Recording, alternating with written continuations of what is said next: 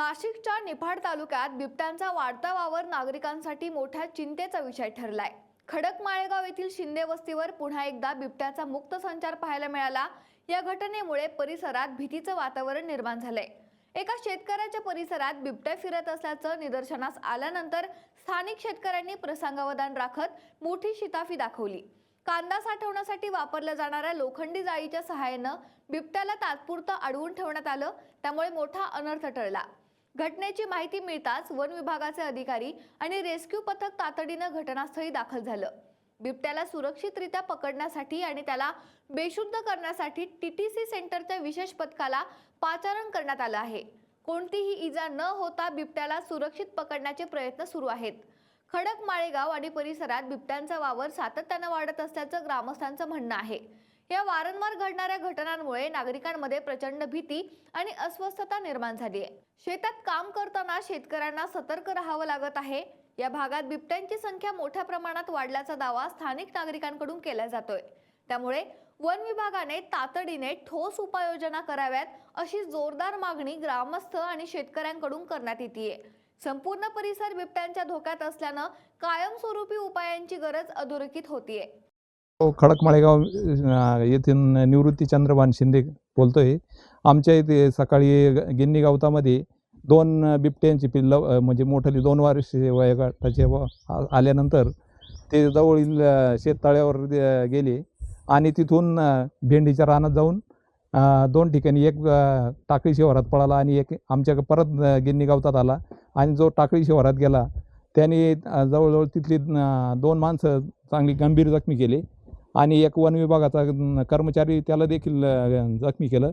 आणि परत दुसरा आमच्या घरापासून गिन्नी गावतातून निघून घराजवळ आला आणि मग त्याला थोडं पळून थकल्यानंतर तो आम्ही जाळी कांद्याची जी जाळी आहे तिच्यात जेरबंद केला आणि मग वन विभागाच्या अधिकाऱ्यांना बोलून त्याला रेस्क्यू टीम येऊन आणि त्यांनी पकडून घेतला। सकाळी 7-7:30च्या सुमारामध्ये बिबट्यांचे 2 छोटे बिबटे हे आमच्या बंधूंच्या निवृत्ती शिंदे, रामेश्वर शिंदे यांच्या गवती घासामध्ये घास कापायला जात असताना आढळले आणि ते घाबरल्यामुळे त्यांनी आजूबाजूच्या सर्व लोकांना गोळा करून त्यांना हुसकण्याचा प्रयत्न केला आणि हुसकण्याचा प्रयत्न केला असता एक बिबट्या त्यातून पळाला, एक मात्र त्या घासामध्येच राहिला।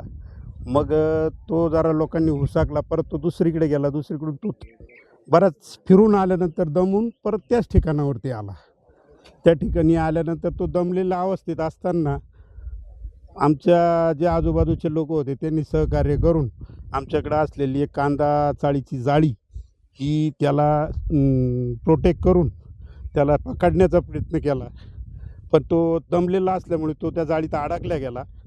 आणि त्याच्यानंतर मग आम्ही वन विभागाला कळवण्यात आलं। वन विभागाचे लोक, डॉक्टर्स वगैरे आले आणि त्यांनी त्या बिबट्याला पकडलं आणि मग ती प्रोसिजर पुढं डॉक्टरांच्या पद्धतीने चालू केली आणि पुढे मग ते आता त्या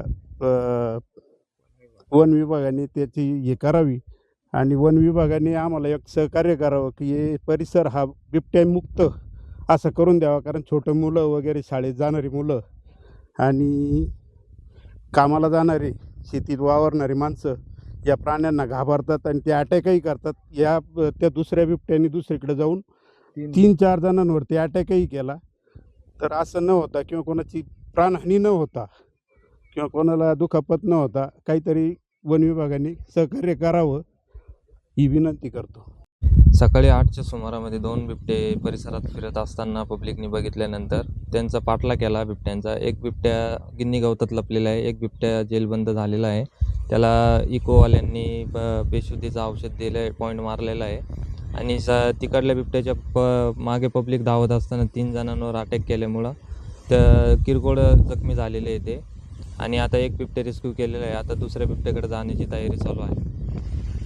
आज रोजी खडकमाळेगाव येथे एक बिबट मुक्त संचार करत असल्याचे समजल्याने तात्काळ निफाड येथील आधुनिक बचाव पथकची टीम व आमचे स्टाफ सह खडकमाळेगाव येथे दाखल झाले आणि त्यानंतर सर्च ऑपरेशन करून सदरचा मुक्त संचार करत असलेला बिबट्या हा रामेश्वर शिंदे यांच्या मालकीत असलेल्याच्या चाळीत तो अटकल्याने आपल्याला नाशिक येथील रेस्क्यू टीमने त्यास बेशुद्ध डाट मारून त्यास आपण जेरबंद करण्यात आलेले. तसेच तो बिबट जखमी थोडा असल्याने त्याच्यावरती आपण उपचार करत आहोत. त्यासाठी त्याला निफाड येथे रवाना केले. तसेच टाकळी शिवारातील माळेगाव टाकळी विंचूर गावाजवळ माळेगाव शिवारात परत एक बिबट्या मुक्त संचार करत असल्याचे समजल्याने आपण त्या ठिकाणी दाखल होऊन गिन्नी गवतात एक बिबट लपलेला असल्याचे समजल्याने आपण त्या ठिकाणी पुन्हा एक सर्च ऑपरेशन करून तो बिबट त्यातून पळ काढल्याने आपणास त्याला त्या ठिकाणी आपण पिंजरा लावण्यात आलेला आहे. तरीही नागरिकांनी भयभीत होऊ नये.